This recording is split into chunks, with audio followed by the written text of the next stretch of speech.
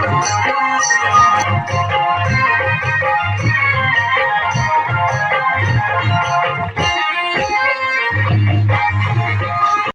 बार हमारे दूसरी बार यजमान श्री गोविंद सिंह जी प्रभु सब कुछ जीवन में मिल सकता है पर भगवान की कथा मिलना बड़ा दुर्लभ और यजमान बनना फिर और दुर्लभ। जिसके भाग्य में यजमान बनना होता है ना वो जरूर बन करके रहते हैं। दूसरे हमारे नूतन यजमान श्री सुरेंद्र सिंह जी सबक और उनको जो है मेरी व्यासपीठ की तरफ से भी प्रेम भरा राधे राधे राधे माध्यम से ऐसा कार्य होते रहे हमारे गांव नगर शहर।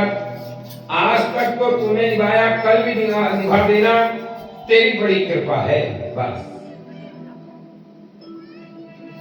तो बोलिए शंकर भगवान की जय।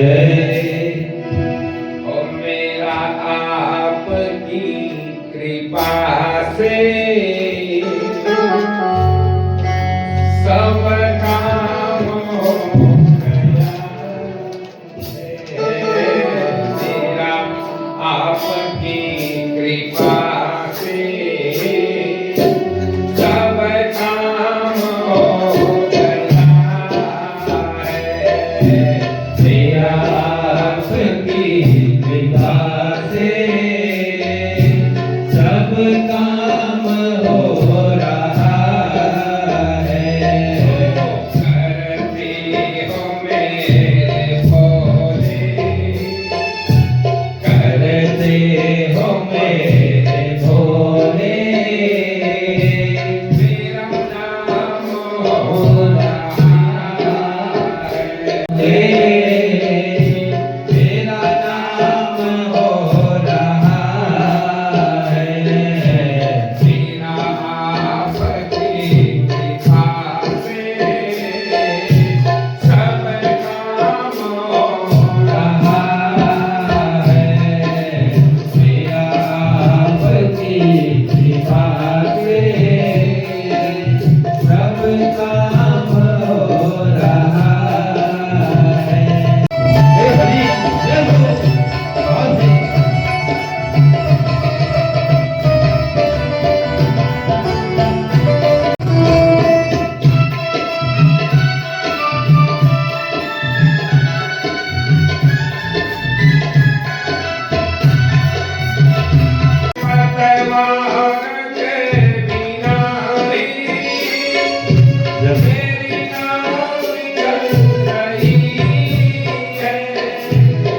पतवार के बिना ही मेरी नाव चल रही है।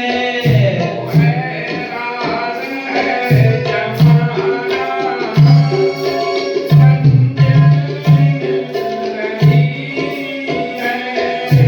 हैरान है जमाना, मंजिल भी मिल रही है। करता मैं कुछ नहीं हूँ, करता मैं कुछ नहीं हूँ, सब काम हो रहा है। मेरा आपकी कृपा से सब काम हो रहा है।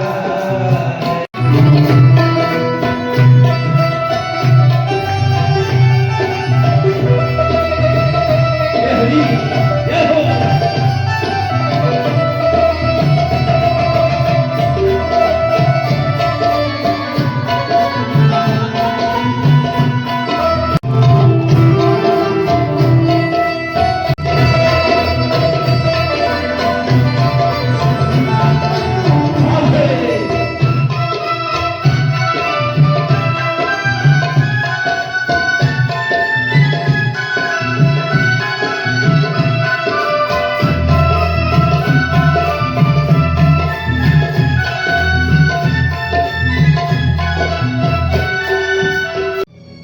क्योंकि बिन सत्संग विवेक न हो।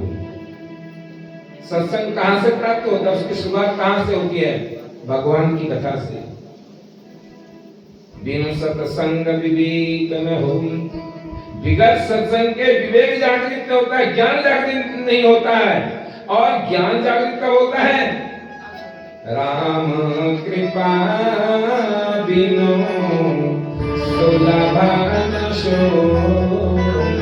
जब तक प्रभु की कृपा नहीं होती है तब तक सत्संग प्राप्त नहीं होता है मेरे भाई में, ये आप जानिए। समय नहीं मिल पाया हो, आना तो रोज चाहिए, पर जिसमें चलो किसी कारणवशात नहीं आ सका, यदि वो भगवान का महात्म्य भी सुन लेता है तो उसे 10 दिन के शिव पुराण की कथा का फल प्राप्त होता है। ये हमारे शास्त्रों में है।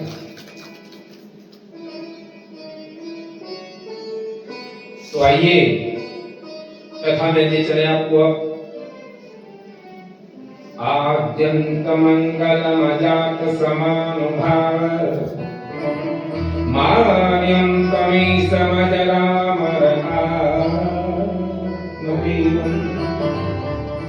पंचाननं प्रबल पंच विनोदशीलं संभावये मनसि शंकर अम्बिकेशं। जो भगवान आदि अंत से रहित हैं, पंचानन है, पांच आनंद हैं, पार्वती के पति हैं, जिनके स्मरण करने मात्र से मनुष्य भवसागर से पार हो जाता है, ऐसे भगवान को कथा करने से पहले ही दंडवत नतमस्तक प्रणाम करते हैं। जहां गंगा यमुना सरस्वती का पावन संगम हुआ है, जहां पर 28,000 शिष्यगण सूत जी के मुखारविंद से पवित्र वाणी से भगवान की कथा का रसपान सुन रहे हैं, उस स्थान की छोटा होगा क्या? और यहीं से ब्रह्मलोक का मार्ग तय होता है। ब्रह्मलोकम समर्पयामि, यहीं से ब्रह्मलोक का मार्ग प्रशस्त होता है। प्रश्न कर रहे प्रभु, आप तो सर्वज्ञ हैं, आपने तो व्यास जी के मुखारविंद से बद्री का आश्रम में जो है ना वेदों को इतना पिया है जिसका हम वर्णन नहीं कर सकते। आप तो भंडार हैं कथाओं के जो है। जैसे सुखदेव जी को बद्री का आश्रम में जब बता रहे थे भगवान की कथा, तो ये जो है उग्र श्रवा नाम के सूत महाराज जी भी वहीं थे भगवान की कथा सुनने, तभी तो इनको इतना ज्ञान हुआ। सारा ज्ञान प्राप्त करके सुखदेव जी को वैराग्य हो गया, वो तो चले गए और सूत महाराज जी प्रत्येक तीर्थों का भ्रमण करते इसी प्रयागराज पर आए हैं। 28,000 शिष्यगणों ने उनका आतिथ्य सत्कार किया और प्रश्न कर रहे प्रभु, आपने हमको जो कल तक 12 ज्योतिर्लिंगों का सविस्तार वर्णन बताया, आपने सुना है?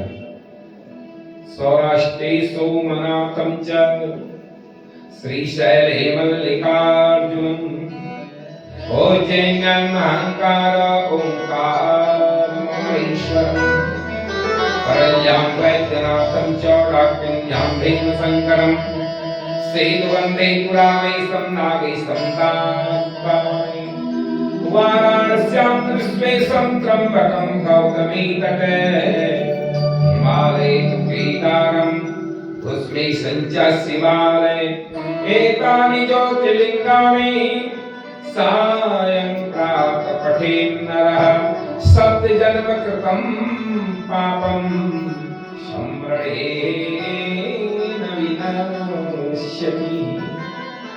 जो 12 ज्योतिर्लिंग कैसे हुए?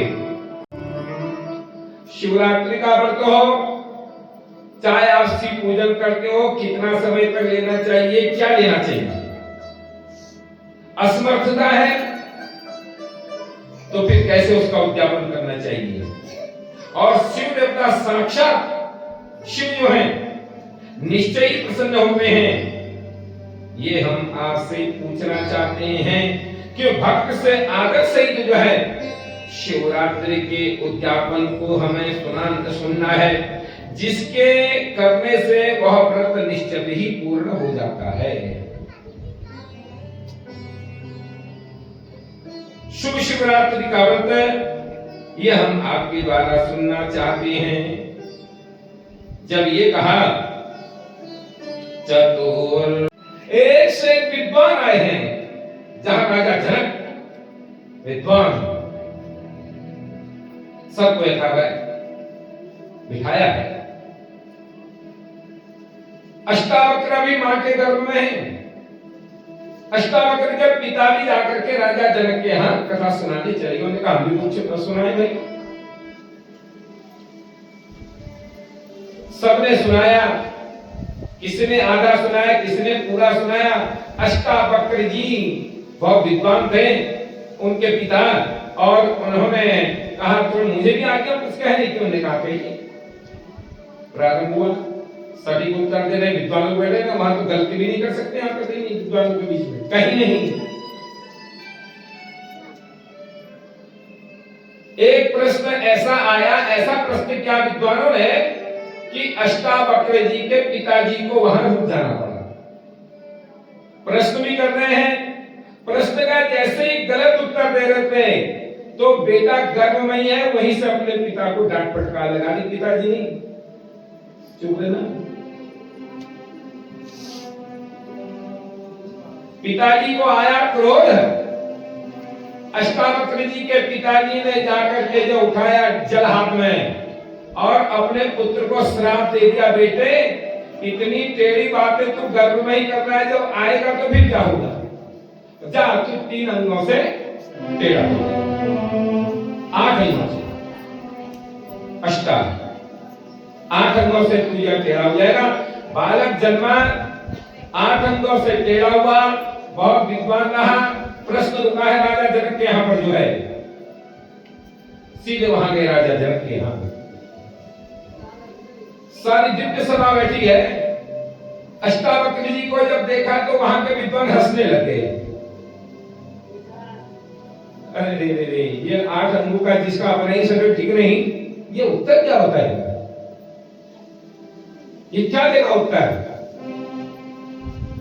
सब लोगों ने अष्टावक्र का हंस करके जो है मजाक बनाया, पर वो सुन रहे हैं कोई बात नहीं।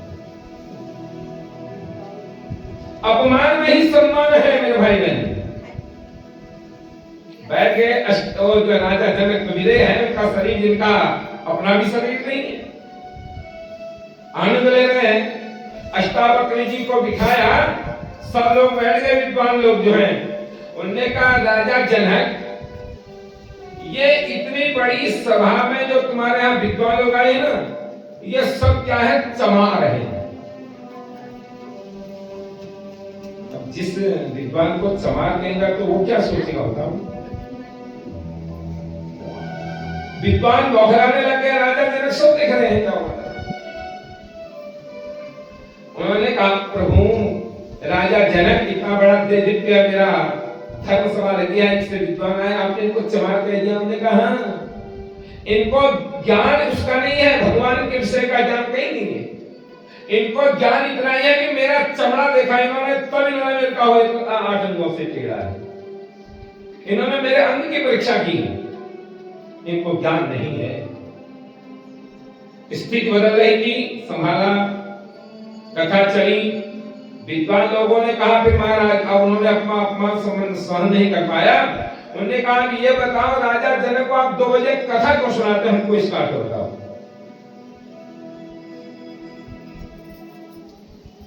उन्होंने कहा ठीक है, आज तो समय होगा, कल हम आपको जो है इसका उत्तर देंगे। अब जाकर के कथा समाप्त हुई, सब चले गए। सबको पता चला कि कल अष्टावक्र ने बताया कि 2 बजे कथा क्यों सुनाते हो। तमाशा देखने वालों की भीड़ कम नहीं थी। बड़े बड़े जटाधारी, बड़े बड़े विद्वान और राजा जनक ने सबको बिठाया जो है। आए ठीक 2 बजे और तो कोई 8 बजे आ रहा है, कोई 9 बजे आ रहा है, कोई 10 बजे आ रहा है, कोई 11, 12, 1 बजे तक आ रहे हैं। पूरा जात राजा जनक का जो है दरबार सज गया। आए अष्टावक्र जी और बैठ गए अपने आसन पर। कथा प्रारंभ हुई। कथा चलते चलते 1 घंटे चलेगी, पर कल का उत्तर नहीं आया। ये 2 बजे कथा क्यों सुनाते हैं? प्रश्न तो इसका है। अब वो भी कोई कम नहीं है, अष्टावक्र जी बहुत विद्वान है महाराज। 1 घंटा समाप्त हुआ, दूसरे घंटे में गई कथा। अब कल का प्रश्न फिर भी नहीं आया, अब तो कथा 1 घंटे रह गई। अब कब आएगा कल का समाचार? तीसरे घंटे में जब कथा चली तो क्या देख रहे हैं? राजा जनक का सोने का महल जो है अग्नि से धधक रहा है और राख होता जा रहा है। और अग्नि जो है जहां कथा में बैठे वहां बढ़ रही है। जिसने भी देखा कि कथा जो है कथा में आग बढ़ करके आ रही है, सबने अपना दंड कमंडल पकड़ा गए। उन्होंने कहा इस कथा में बैठना ठीक नहीं, हम मर गए तो क्या करेंगे इस कथा से? राजा जनक बैठे हैं।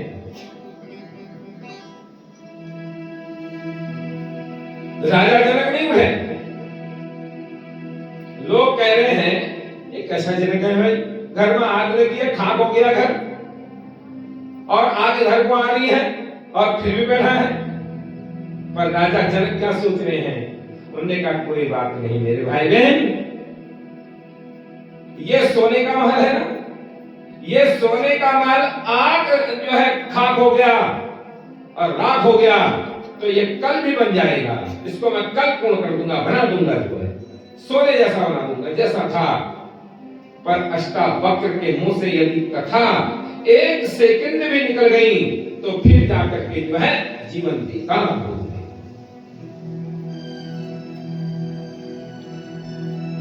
ये तो भवन है ना, ये तो कल बन जाएगा।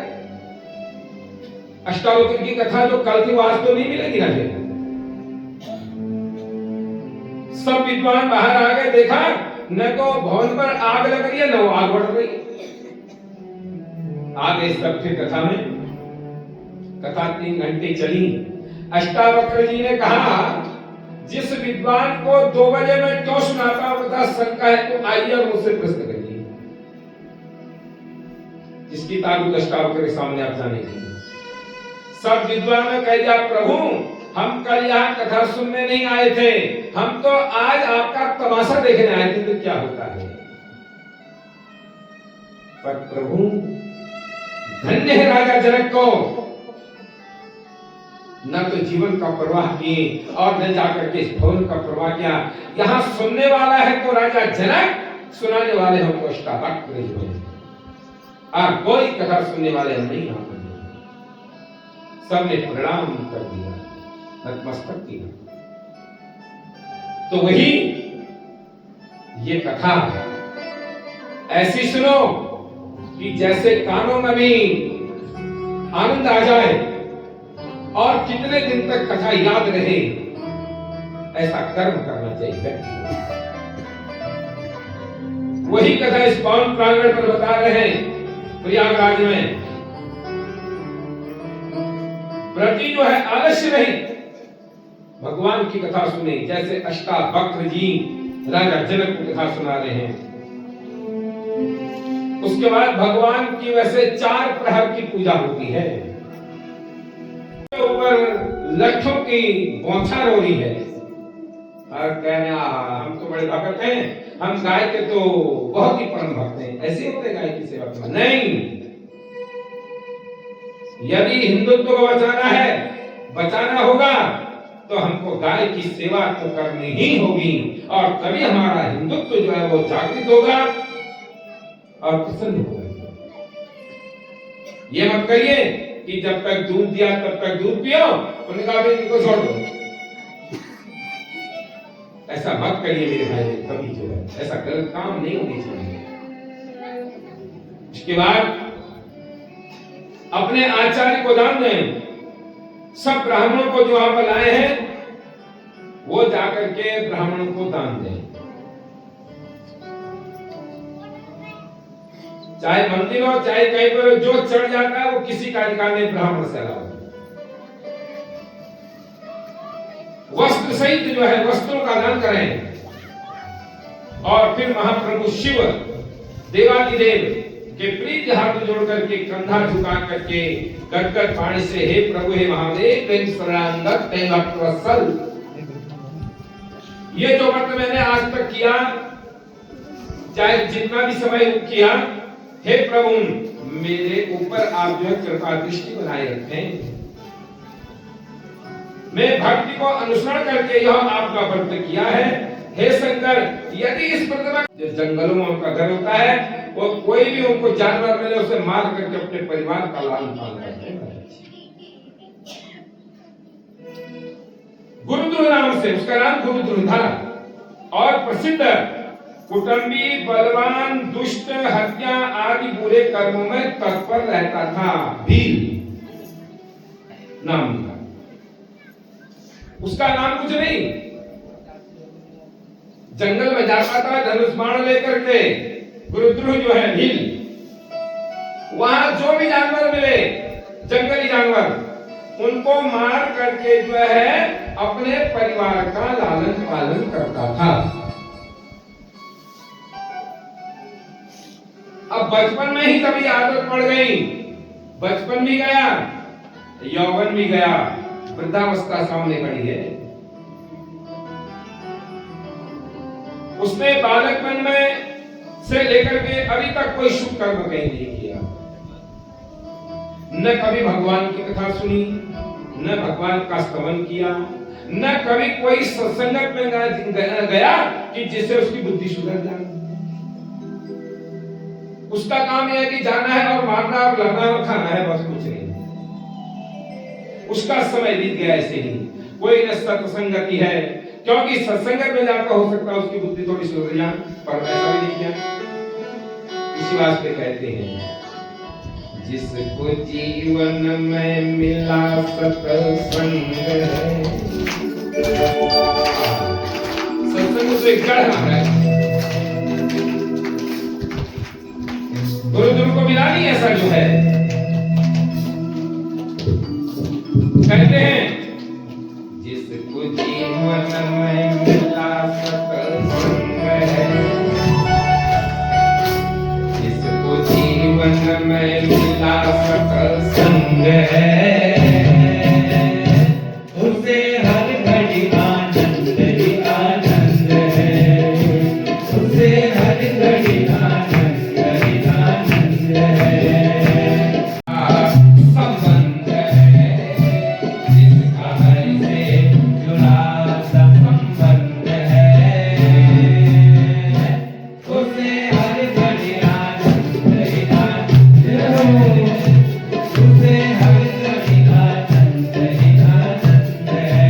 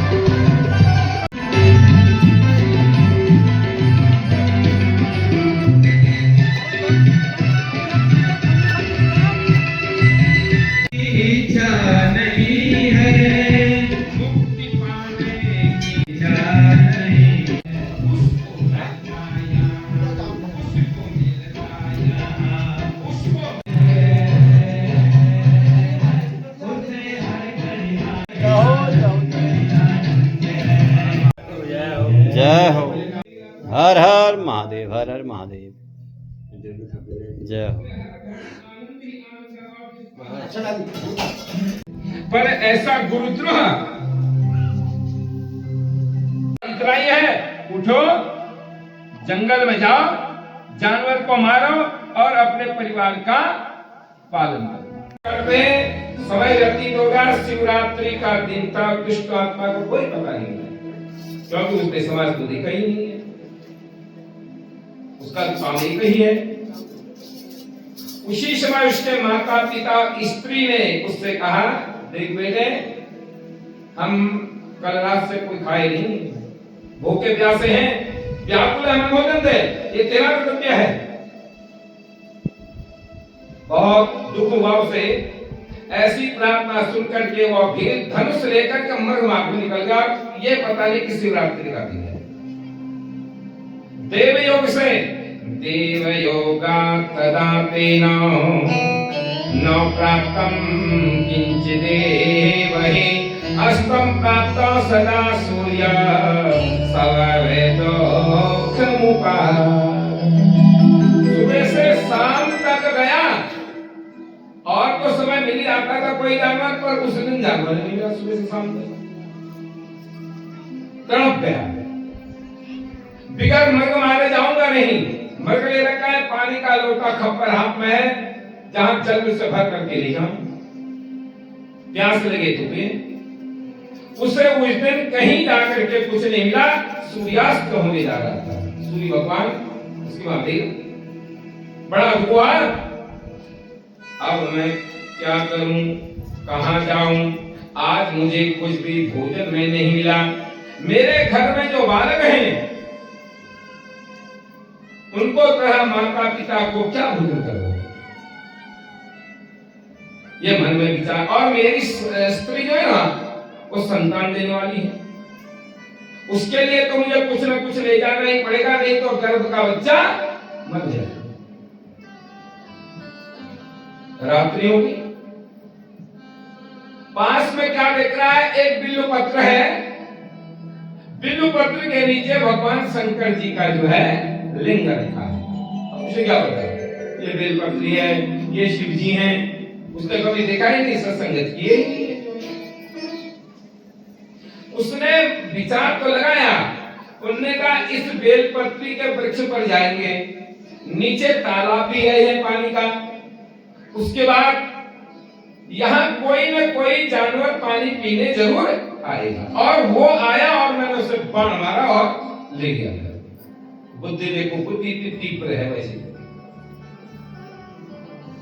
ये मन में विचार आया, ऐसा विचार करके भी जो है सरोवर के समीप जाए, वहां से जल का घाट देखा, पानी पिया, लोटे में जल भरा और शिव जी के सर पर पैर रख करके जो है बिल्व पत्र की सबसे ऊपर टहनी पर चढ़ गया।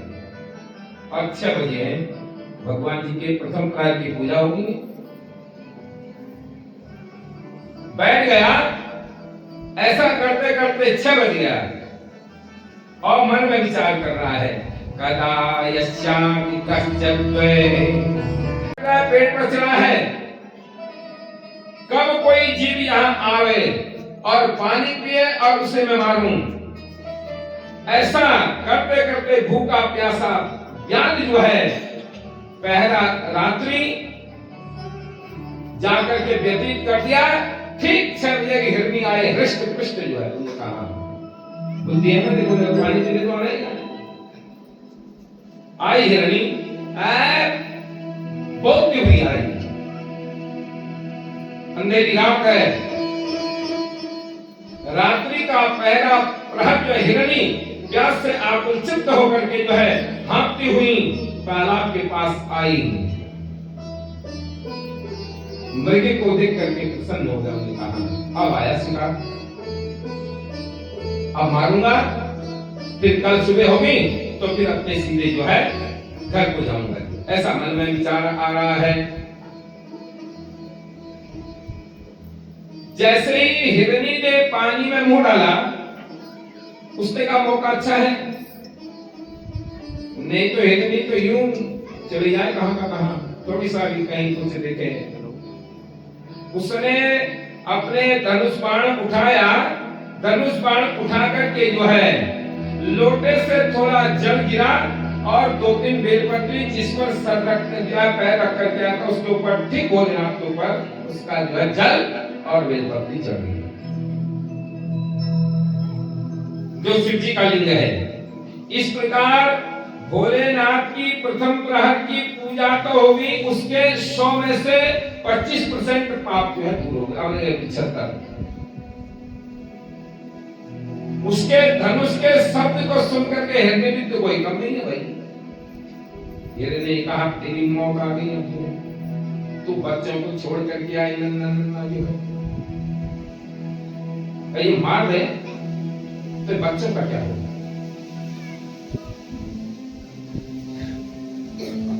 हिरण्य ने देखा ऊपर, उसने जाकर के मृगी ने, ओहो, उन्होंने कहा यहाँ पे भील बैठा है, इसने मार देना है,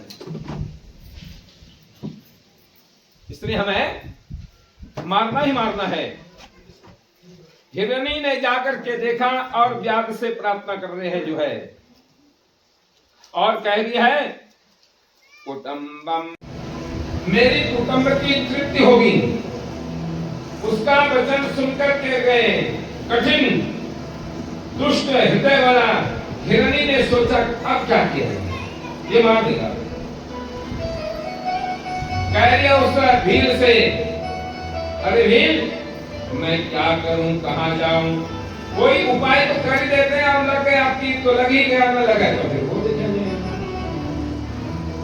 वो बोली हे जा, ये जाकर के अनर्थ करने वाले शरीर से यदि मेरे मांस से तेरा परिवार जो है पलता है, सुख को प्राप्त करता है, तो मैं तो अपने को बहुत पुण्यवान समझती हूँ। ये शरीर किसी के काम आ जाए तो। दधीची ने हड्डियां दे दी थी, कर्ण ने अपना कवच कुंडल दे दिया था, शिवी ने मांस काट करके दे दिया था। कहां तक कहूं दानियों की, राजा हरिश्चंद्र जी ने जो है अयोध्या ताक करके जो है काशी में चले गए थे। धन्य ये शरीर किसी के तो काम आया। मैं निसंदेह धन्य हो गई हूं। इस लोक में उपकारी जीव को जो पुण्य मिलना था वो यही मिला जो है। ये 100 वर्ष तक भी वर्णन नहीं हो सकता है, परंतु देख वर्या मेरी मानते तो ऐसा, आज मैं सब अपने बालकों को, अपनी एक छोटी बहन है ना, और मेरे पतिदेवा गुफा में है, मैं उनको छोड़ कर जाए, मेरे बच्चे देख रहे होंगे हमारी माँ कहीं तो लाभ के। आप बेटे को छोड़ के जब आए ना, बेटा सारा दिन तो अपने परिवार वालों के साथ रह सकता है, पिताजी के साथ रह सकता है, और जो जो अंधेरा होने लग जाएगा ना तो उसे माँ की याद बहुत आती है, वो रोने लगता है। अब उसे तुम कुछ कर दो, वो चुप नहीं होगा। वो जब तक माँ को नहीं देखेगा तब तक वो जाकर के जो है रोना बंद नहीं करेगा। उससे तुम चंद्रमा भी ले आओ तो तब भी नहीं मानेगा। पर ऐसी ही अभी मेरी स्थिति है, मैं अपने बच्चों को अपनी बहन को सौंप के आ जाऊंगी, और फिर तेरा जैसा विचार होगा तू ऐसा करना। तो मेरा वचन झूठ मत समझना, अवश्य तुम्हारे सम्मुख आऊंगी, इसमें कोई संदेह नहीं, क्योंकि सत्य से ही भूमि स्थिर है। यदि सत्य न हो, आप जैसी माताएं कथा सुनने न हो, यजमान बनने वाले न हो, तो ये पृथ्वी आज तक साथ कल को निकल जाए। यहाँ धर्म हो रहे तब पृथ्वी सत्य से ही।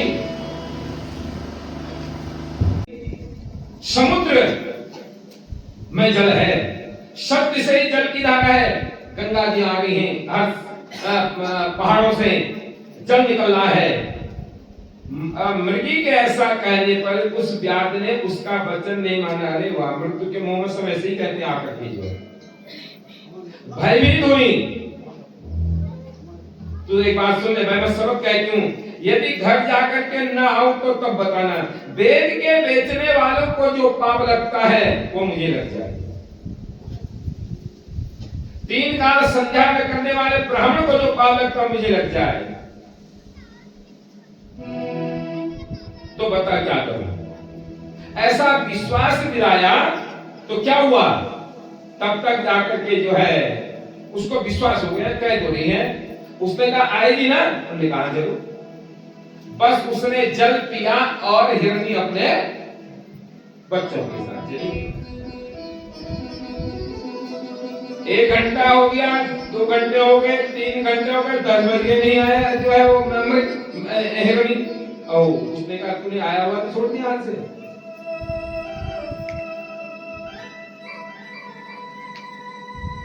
उसको निंद्रा बिगड़ निंद्रा के व्यतीत हो गए। तो ठीक 11 बजे तब तक उसकी बहन अपने उसको ढूंढने आ गई। उन्होंने कहा वो गई थी, वो नहीं आई अभी तक। उसी सरोवर पर उसने भी जल पिया।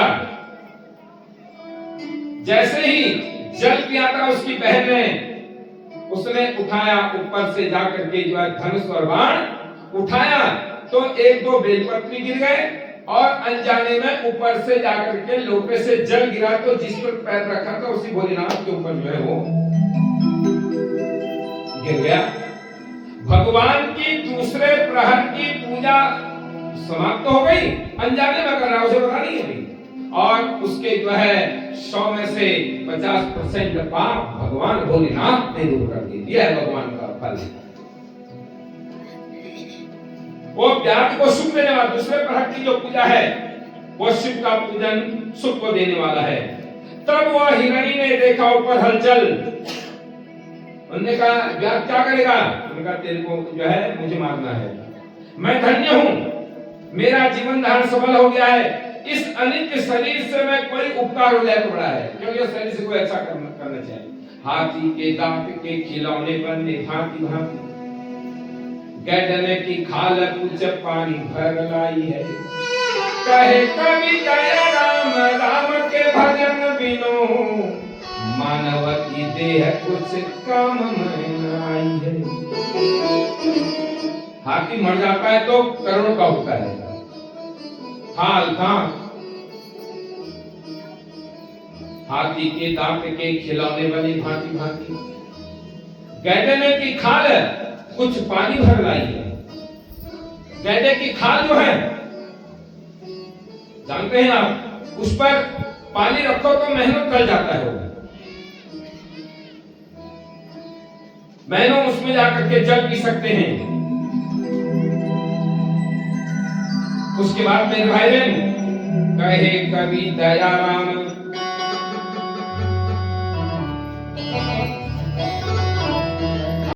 मृगन की खाल को ओढ़क है जोगी जकी। मृग माता उसका खाल भी वो सब काम का है। सागर की खाल राजा रानी को ही पाई है। सागर इसका असर लिखा है। गैडन की खाल ढालन को बादत सिपाही लोग। गैडे की खाल ऐसी होती है जो हमारे देश के रक्षक लगे हुए हैं, पहरे लगे हैं, उसको ऐसे लोगों को पहनाया जाता है। उस पर कितना भी जो है आप बंदूक की गोली मारते हो, उस पर कभी गोली नहीं लगती, इतना मजबूत होता है। उसकी खाल जाकर के जो है सिपाही लोगों को प्राप्त होती है।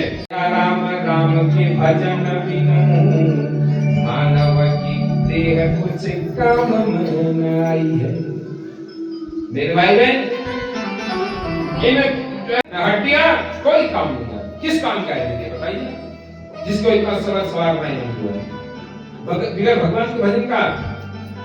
मानव की खाल कुछ का जो है वह बर्थडे था, उन्होंने बर्थडे मनाया, उसको प्याज भी देख रहे हैं, खूब आनंद से चकाचक होकर। फिर क्या था, वो सब देखे हैं, नाच रहे हैं, गा रहे हैं, केक कट रहे हैं, सब कुछ हो रहा है।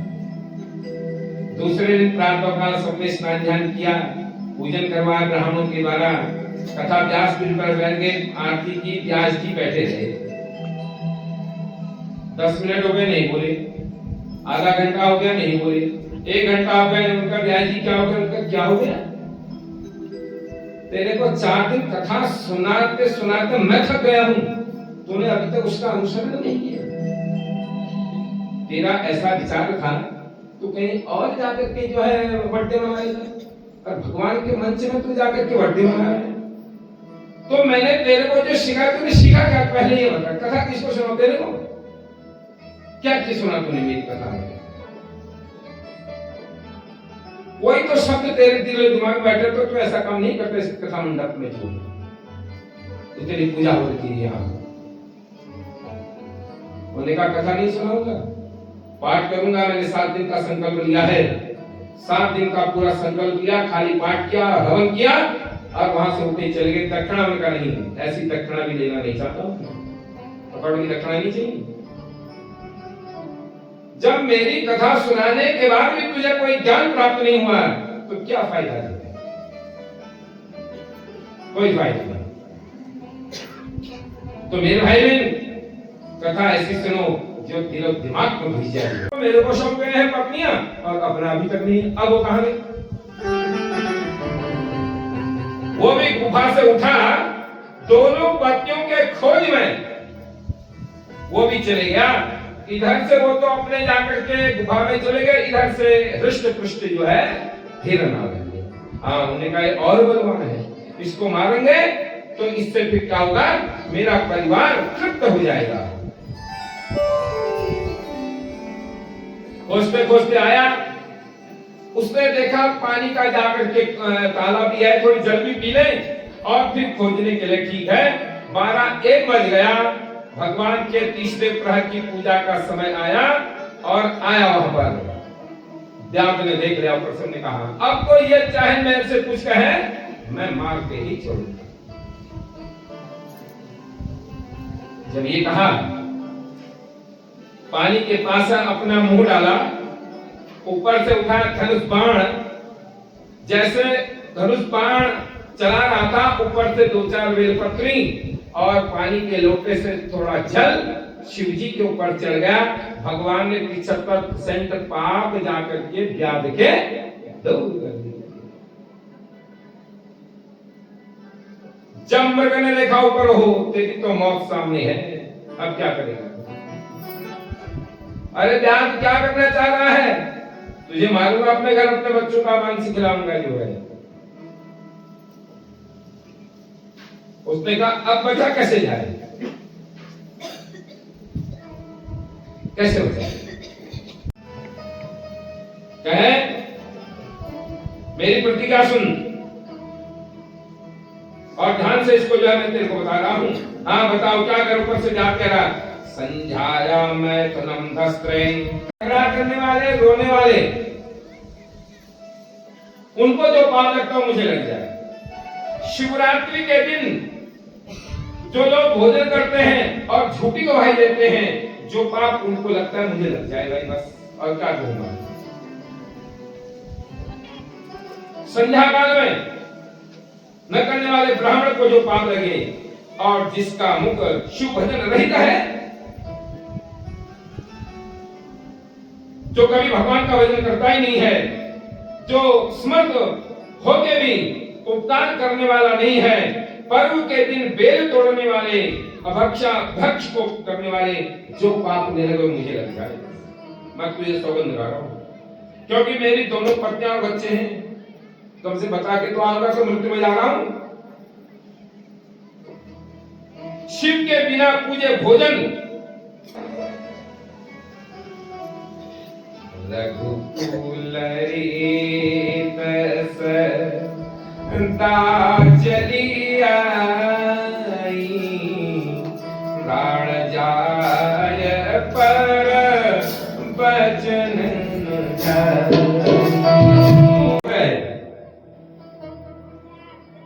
उन्होंने जल पिया, उसने उठाया वहां से जाकर के जो है धनुष बाण।